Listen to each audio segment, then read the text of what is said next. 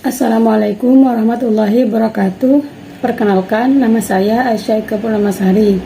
Saya dari Prodi Akuntansi Syariah kelas A. Di sini saya akan menjelaskan tentang tasawuf irfani guna memenuhi ujian akhir semester ganjil mata kuliah pendidikan akhlak tasawuf.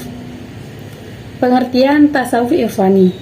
Secara etimologis, kata irfan merupakan kata jadian atau masdar dari kata arafa, yang berarti mengenal atau pengenalan. Adapun secara terminologis, irfani diidentikan dengan makrifat sufistik. Orang yang irfan atau makrifat kepada Allah adalah orang yang benar-benar mengenal Allah melalui zauq dan kasyif atau ketersingkapan.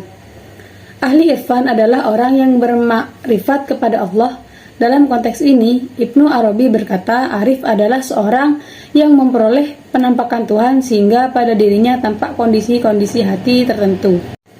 Sedangkan dalam konteks bahasa, irfan dalam bahasa Arab adalah bentuk masdar dari arafa yang artinya ma'rifat atau ilmu pengetahuan. Kata tersebut kemudian lebih dikenal sebagai terminologi mistis yang bermakna pengetahuan tentang Tuhan.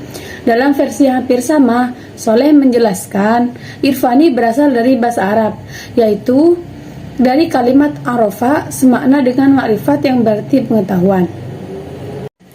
Selain pengertian, adapun tokoh-tokoh dalam konsep tasawuf irfani. Yang pertama adalah Rabi'ah al-Adawiyah. Nama lengkap Rabi'ah adalah Rabi'ah bin Ismail al-Adawiyah al-Basriyah al-Qaisiyah. Ia diperkirakan lahir pada tahun 95 Hijriah atau 713 Masehi di suatu perkampungan dekat kota Basrah atau Irak dan wafat di kota itu pada tahun 185 atau 801 Masehi. Ia dilahirkan sebagai putri keempat. Kedua orang tua Rabi'ah ini sudah meninggal sejak ia kecil.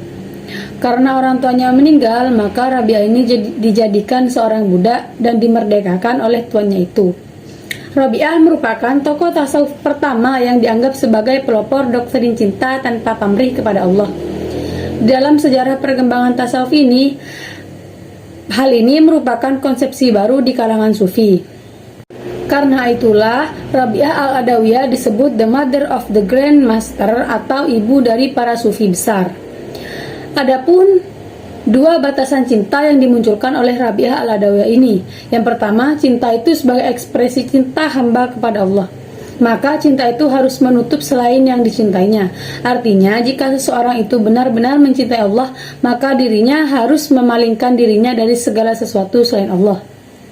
Yang kedua, cinta tanpa pamrih kepada yang dicinta, yakni Allah Subhanahu wa taala. Artinya, ketika seseorang benar-benar mencintai Allah Subhanahu wa taala, maka sesungguhnya dia tidak pernah mengharap imbalan apapun dari Allah Subhanahu wa taala, baik itu berupa pahala atau dijauhkan dari siksa neraka. Tetapi dia benar-benar mencintai Allah dan menerima dengan ikhlas apapun yang diberikan oleh Allah kepada dirinya. Tokoh yang kedua, Zunnun al-Misri. Zunnun al-Misri memiliki nama lengkap Abu al-Faid Thauban bin Ibrahim.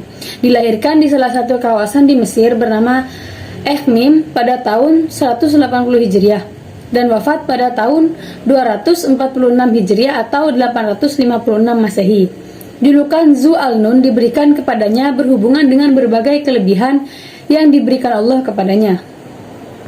1. Makom. Makom dari segi bahasa berarti kedudukan, tempat berpijak dua telapak kaki. Bentuk jamaknya adalah makomat. Dalam ilmu tasawuf, istilah makom mengundang arti kedudukan hamba dalam pandangan Allah menurut apa yang diusahakan, berupa ibadah, latihan, dan perjuangan menuju Allah Azza wa Jalla.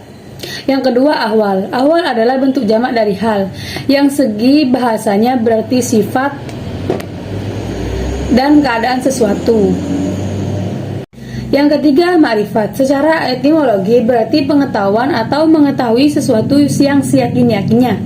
Sedangkan secara terminologi ma'rifah adalah mengetahui Tuhan dari dekat sehingga hati sanubari dapat melihat Tuhan.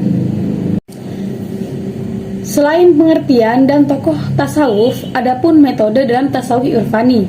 Yang pertama, riyadah atau latihan jiwa. Riyadah yakni latihan kejiwaan melalui upaya membiasakan diri agar tidak melakukan hal-hal yang mengotori jiwanya. Riyadah dapat pula berarti proses internalisasi kejiwaan dengan sifat-sifat terpuji dan melatih membiasakan meninggalkan sifat buruk. Riyadah ini harus disertai dengan mujahadah. Mujahadah yang dimaksud adalah kesungguhan dalam perjuangan meninggalkan sifat tercela, dan itu tentu tidak mudah sehingga membutuhkan kesungguhan dalam riyadahnya. Perbedaannya, jika riyadah sebagai tahapan-tahapan real, sedangkan mujahadah berjuang menekan atau mengendalikan dengan sungguh-sungguh. Metode yang kedua yaitu muhasabah atau refleksi diri.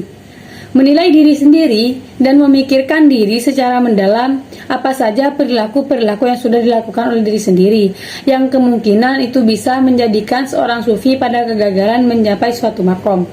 Dengan muhasabah ini, seorang sufi akan lebih mudah memahami apakah dia akan mampu naik makom selanjutnya atau justru turun makom ke yang paling dasar. Metode yang ketiga adalah takziat atau penyucian diri. Takziat adalah mensucikan jiwa dan raga dari belenggu hawa nafsu sehingga jiwa menjadi bersih, penuh cahaya dan petunjuk menuju keridhaan Allah Subhanahu wa taala. Metode yang keempat adalah zikrullah. Zikir kepada Allah. Zikrullah adalah mengingatkan diri kepada Allah sebagai Tuhan yang disembah dengan sebaik-baiknya. Dalam Munkis, Al-Ghazali menjelaskan bahwa zikir kepada Allah merupakan hiasan bagi kaum sufi.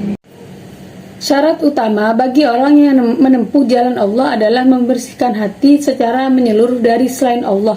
Sedangkan kuncinya menenggelamkan hati secara keseluruhan dengan zikrullah. Baik, mungkin itu saja yang dapat saya sampaikan. Semoga bisa dipahami. Kurang lebihnya mohon maaf. Wassalamualaikum warahmatullahi wabarakatuh.